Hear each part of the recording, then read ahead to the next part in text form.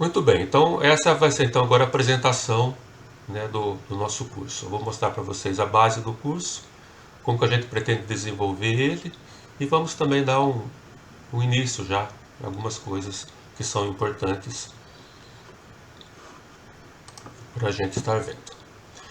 Primeira coisa, aqui está uma relação meio assim geral de tudo que nós vamos ver nessa primeira parte do curso. Ele tem duas partes, né? A primeira é essa daqui, quem é Deus, né? A origem da humanidade, o pecado, as consequências do pecado, a salvação, o plano de salvação, o que significa, como que se processa essa salvação, o que ela implica para a gente.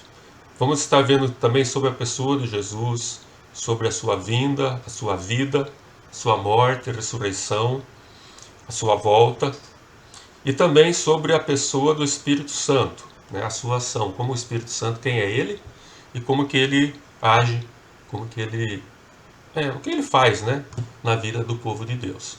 Essas abordagem dessa aula, ela vai ter ela não vai ser tópica, tipo assim, quem é Deus? Nós vamos ver tudo sobre quem é Deus.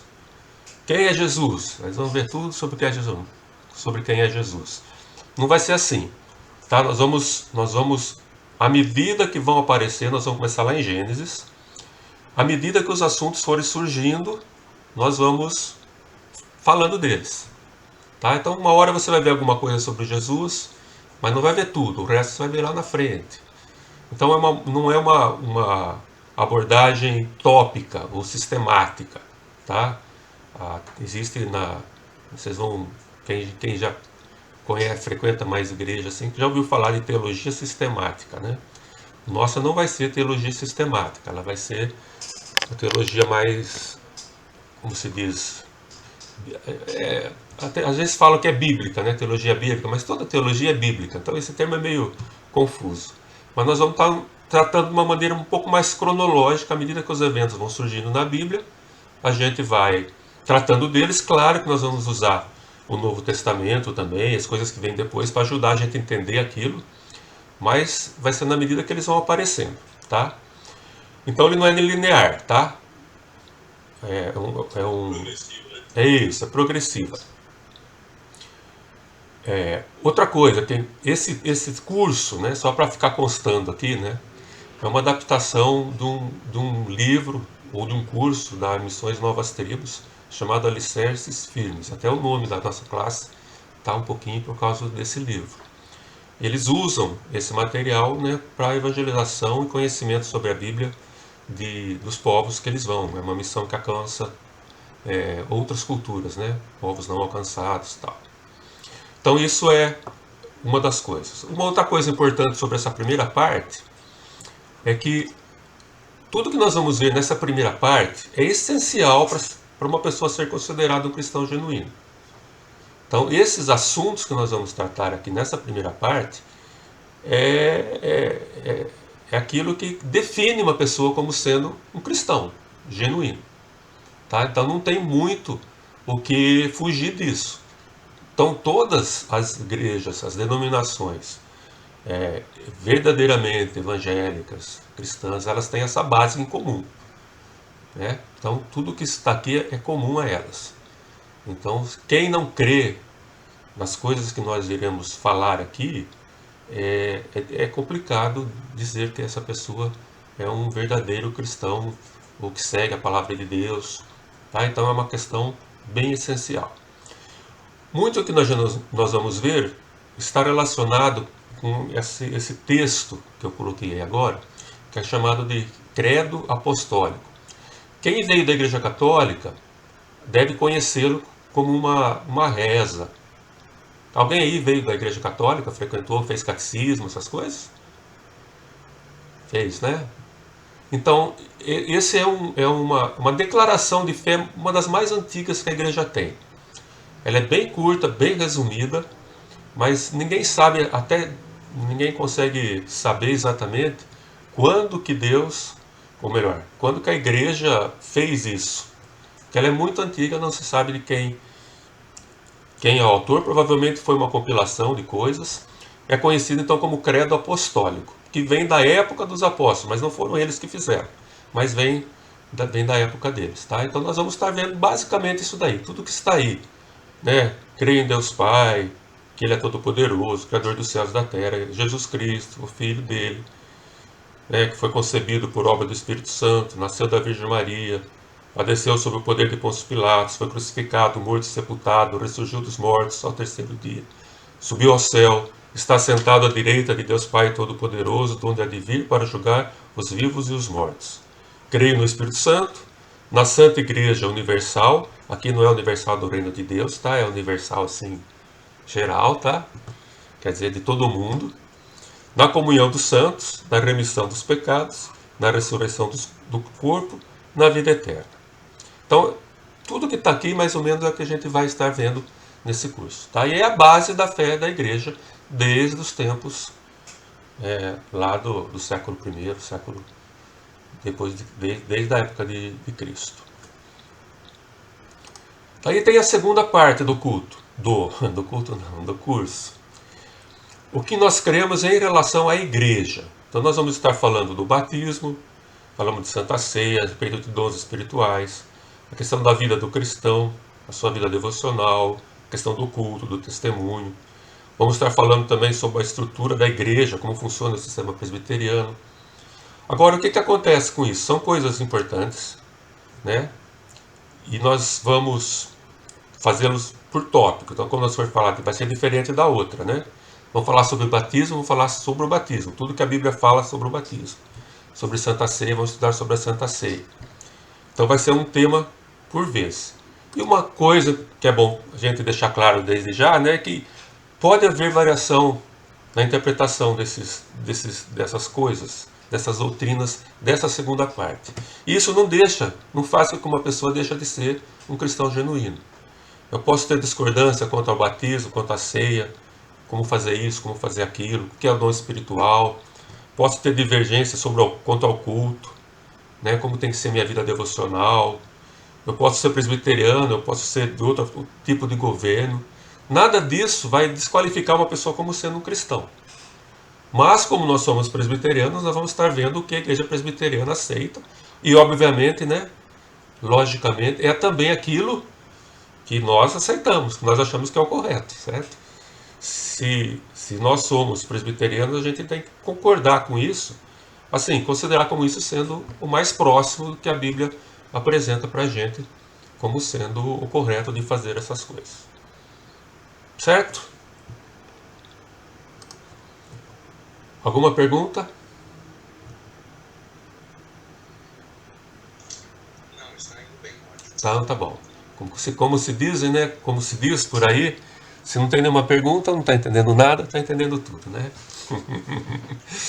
Então vamos começar agora a ver mesmo, a já alguma coisa como sendo o princípio mesmo da nossa aula.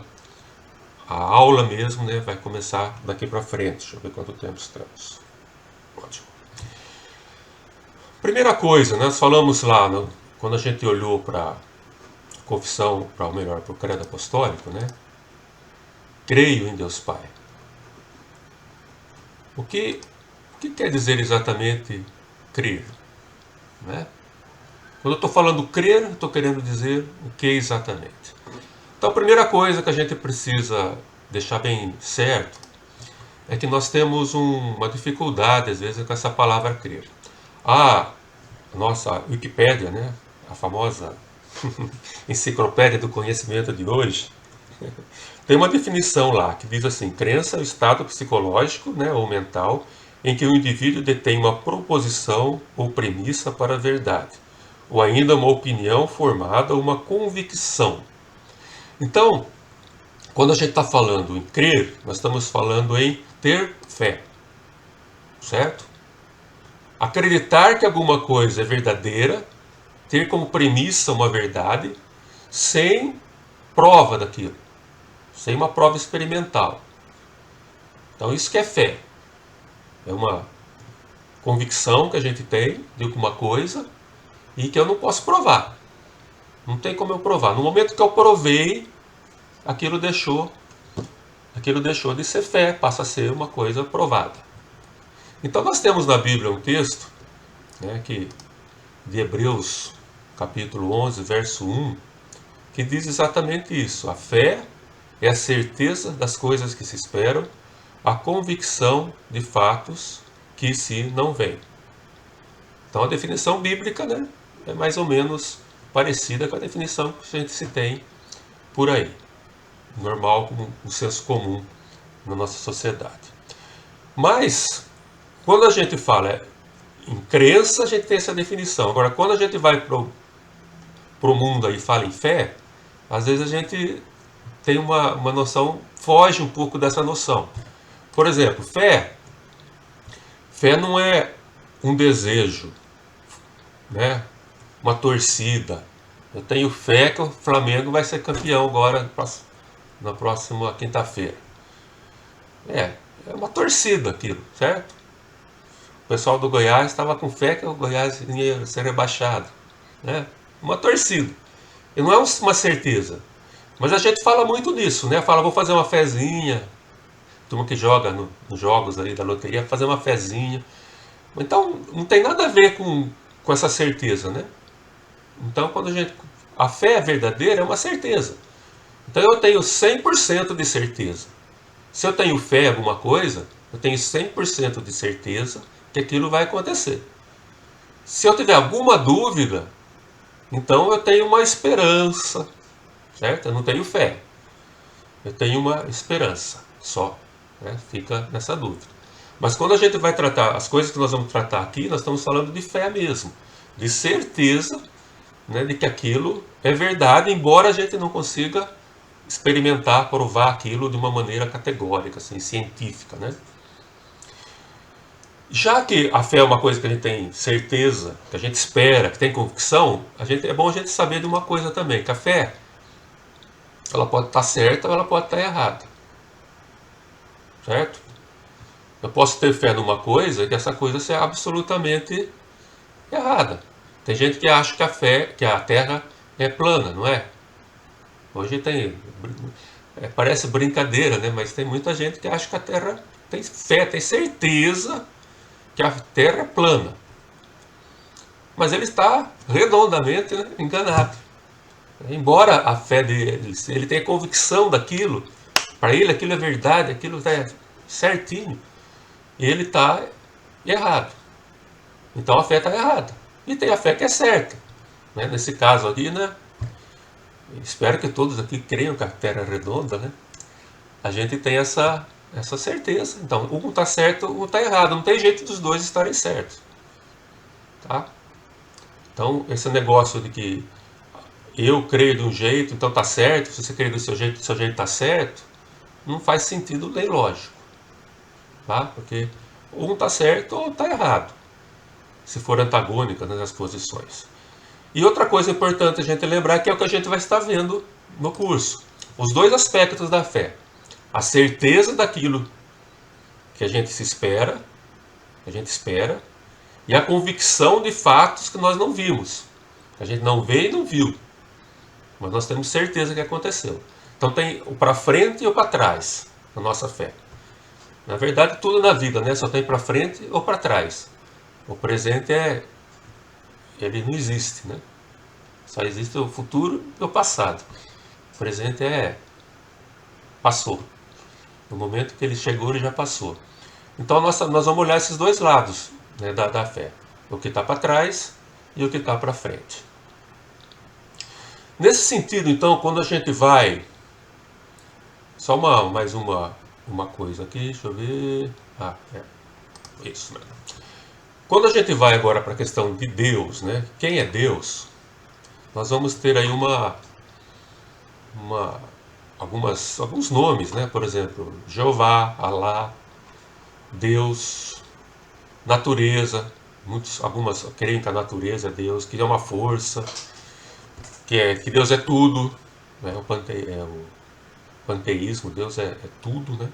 Tem gente que acha que o Sol é Deus, que a Lua, que as estrelas. Então, quando a gente vai saber, como vamos saber quem é Deus?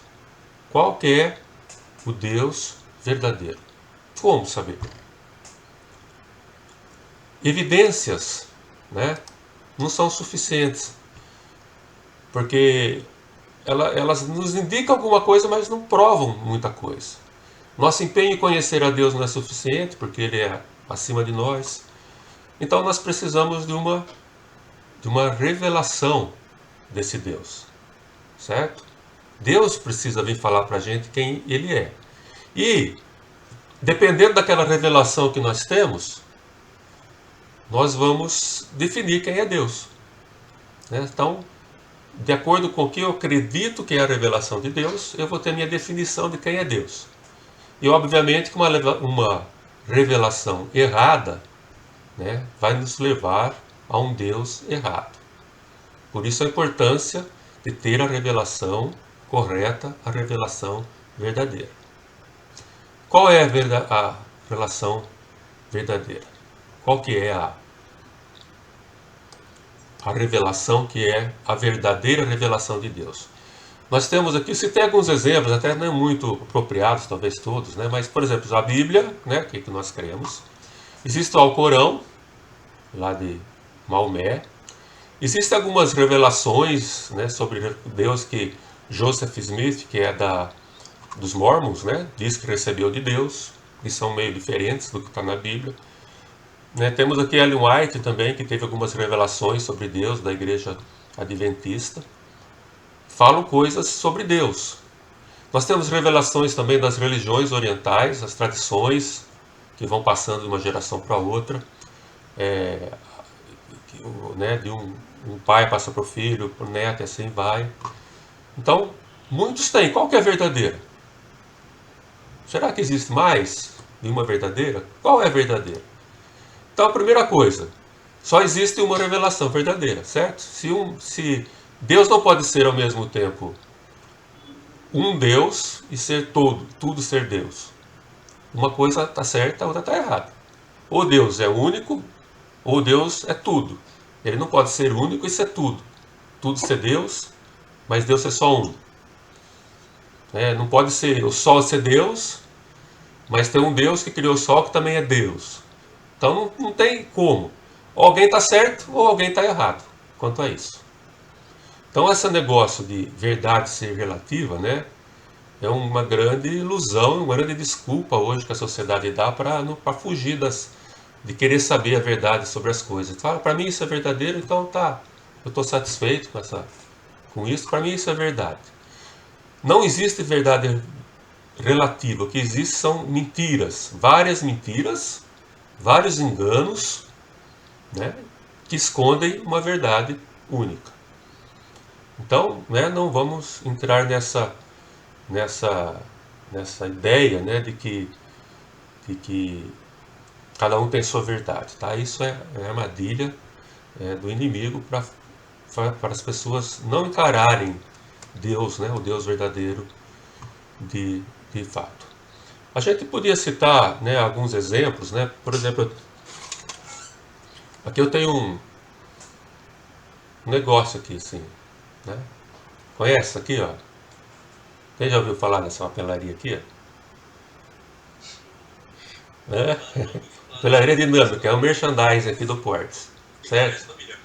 Eu mostrei do lado errado, mas se eu perguntar para você, o que é isso que eu estou mostrando para vocês? Né? Alguém vai falar, sei lá, é um adesivo. Isso é não sei, uma régua, um adesivo, né? Uma brochura de um livro de lado. Embora você está vendo uma coisa aí, né? Você não pode dizer verdadeiramente o que é sem ter a revelação exata de tudo. Certo? Isso aqui é uma régua, tá? Tá aqui com os numerinhos, né? Uma régua. Então se eu não quisesse mostrar para vocês o que era, eu diria para vocês, ó, isso é uma régua, confie em mim que isso aqui é uma régua, certo?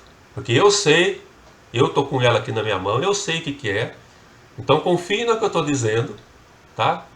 Nada fala, não é uma régua, isso aí é um adesivo. Para mim isso é um adesivo e acabou, isso é um adesivo. Não, você vai achar que é um adesivo, mas você está errado, não é um adesivo, é uma régua. Então, esse tipo de coisa, né, que a gente tem que tomar cuidado, tá? Mentiras existem várias, verdade só tem uma. Agora, entra a nossa crença agora. nós declaramos como a primeira coisa, né?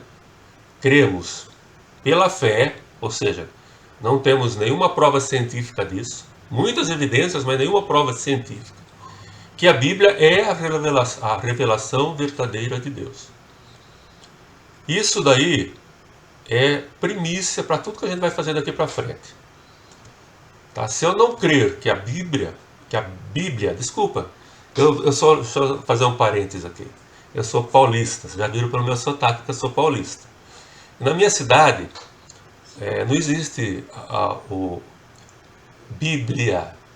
Lá eles falam Bíblia, certo? Eu tento aprender isso faz tempo, mas de vez em quando sai um problema, certo? Uma Bíblia. Então eu só percebo isso quando eu vou lá. Quando eu vou lá, eu já estou evoluindo, que eu percebo eles falando assim também. Agora eu estou evoluindo, porque antes eu nem percebia nada. Agora eu falei aqui Bíblia e percebi, então é Bíblia, tá? Então nós cremos, voltando, nós cremos, né, que a Bíblia é a verdadeira revelação de Deus, tá? Isso eu não tenho como pôr isso na cabeça de vocês. Ou vocês vão crer nisso, por Deus, ou vocês não vão crer e nem desistam do curso, tá? Porque tudo que a gente vai fazer aqui é crendo que a Bíblia é a verdadeira revelação de Deus. Daí nós vamos então podemos nisso, né, dividir a nossa crença, a nossa fé, em duas partes. Uma que eu chamo de fé fundamental, fé básica, que é aquela que não tem nenhuma prova, é fé mesmo, isso aqui é pura fé, não tem prova, posso ter muitas evidências, mas não tem nenhuma prova. É que Deus existe e que a Bíblia é a palavra de Deus. Nós vamos ver um pouquinho mais na frente, né, que Bíblia é essa que nós cremos, uma Bíblia com 39 livros no Antigo Testamento e 27 livros no Novo Testamento, né? São 66 livros. É a Bíblia que nós cremos como sendo a revelação de Deus. Infelizmente eu não posso provar para vocês, ou felizmente, eu não posso provar para vocês nem que Deus existe, nem que a Bíblia é a palavra dele. Vocês vão ter que crer isso por fé. Não tem outra maneira. Mas fiquem felizes porque a Bíblia diz que sem fé é impossível agradar a Deus. Então você quer, exatamente porque para agradar a Deus, a primeira coisa que você precisa fazer é crer que Ele existe, né, pela fé. Mas, a partir dessa fé, então, ou seja, a partir da existência de Deus e da revelação de Deus, nós vamos então partir para uma fé que deriva disso. Ou seja, essa fé, crenças, coisas que nós temos certeza, que são baseadas na Bíblia. Tá? Então está estabelecida sobre essa fé fundamental. O que nós chamamos são as doutrinas bíblicas. Por exemplo, Deus existe não é uma doutrina bíblica, certo? É um pressuposto bíblico.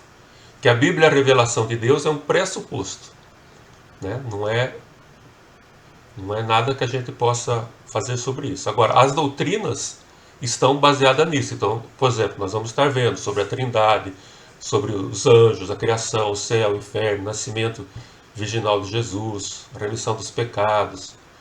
Tudo isso, né, nós vamos estar vendo, crendo, né, espero que sim, baseado naquilo que a Bíblia diz. Então não é uma fé em cima dessa outra fé, que é a fé fundamental nossa. 1 Pedro 3,15, né, tem um texto que diz assim: antes santificai a Cristo como Senhor em vosso coração, estando sempre preparados para responder a todo aquele que vos pedir razão da esperança que há em vós. Então, quando alguém pedir razão da nossa esperança, onde nós provamos a razão? Naquilo que a Bíblia diz. Certo? Então, eu posso me preparar para dar razão de todas essas coisas que Deus promete para a gente, que Deus fala, que Deus fez, baseado na Bíblia. Tudo bem? Então, qual é a Bíblia agora, para a gente terminar a nossa primeira aula aqui? A Bíblia é uma coleção de livros, né? Como se fosse uma livraria, uma prateleira de uma biblioteca. Então, nós temos o Antigo Testamento, que são os 39 livros, e o Novo Testamento, que são os 27 livros. O Antigo Testamento foi escrito em hebraico, quase toda a totalidade dele. De algumas porções dele mais recentes, né, as últimas, né, escrito em aramaico, que é um dialeto do hebraico, né? É um hebraico um pouco misturado já, assim, com as outras culturas em volta. Nós temos o Novo Testamento, que é todinho escrito em grego. Então essa é a nossa Bíblia, certo? Agora, a chamada Bíblica Evangélica. Agora vocês vão ver por aí uma outra pessoas, né, ou a Igreja Católica principalmente, né, que vai colocar uns livros, não sei se vocês vão conseguir ver aí uns livros que estão marcados mais clarinho, que nós não temos na Bíblia, nossa Bíblia, como nós acreditamos sendo a Bíblia verdadeira, a revelação de Deus. Nós chamamos de livros apócrifos, por eles não terem indicação de quem fez, quando surgiu, nenhuma notícia deles. A Igreja Católica chama eles de deuterocanônicos, ou seja, um cânone tardio, foi posto depois. Esses livros, né, está marcado aí, não sei se vocês vão conseguir enxergar, é o livro de Tobias, Judite, 2 livros de Macabeus. Macabeus os Macabeus foram quem dominou o povo de Israel. Depois os profetas, depois que eles voltaram do exílio, né, eles foram dominados pelos Macabeus. Então tem o primeiro e segundo Macabeus. Um livro da sabedoria, não é o livro de Eclesiastes. Um livro de Eclesiástico, que não é o livro de Eclesiastes, certo? Livro de Baruque e algumas histórias aumentadas lá no livro de Esther e de Daniel. Então nós não consideramos esses livros como sendo parte da revelação de Deus. Esses livros foram introduzidos na igreja, no que chama, no cânone da Igreja Católica, porque no século III a.C., vocês já ouviram falar da Biblioteca da Alexandria, certo? Quem estudou um pouquinho de história aí já ouviu das maiores bibliotecas do mundo, né? Que já teve. Hoje não pode nem se comparar, mas do mundo antigo. E eles queriam ter um exemplar de cada livro, de cada cultura. Então eles pediram, né? Chamaram para os judeus, pediram os livros dos judeus. E eles mandaram a Bíblia deles, que é exatamente igual ao Antigo Testamento nosso, e mandaram mais alguns livros que eles tinham lá, livro romances, histórias, né, coisas assim, por exemplo, que esses livros falam de dragão, falam de umas coisas assim. E foi junto, como sendo literatura judaica. E daí eles incluíram tudo nesse volume sobre a literatura judaica. Então, mas e acabou ficando lá junto, né? Minha Bíblia e tem esses livros. Então, com o tempo, depois quando a igreja surgiu lá no começo depois de Cristo, aí logo após de Cristo, esses livros acabaram entrando meio na igreja. Sempre foi dúvida, pertence ou não pertence. Então, quando teve uma tradução da Bíblia que foi feita do grego para o latim, o tradutor incluiu esses livros.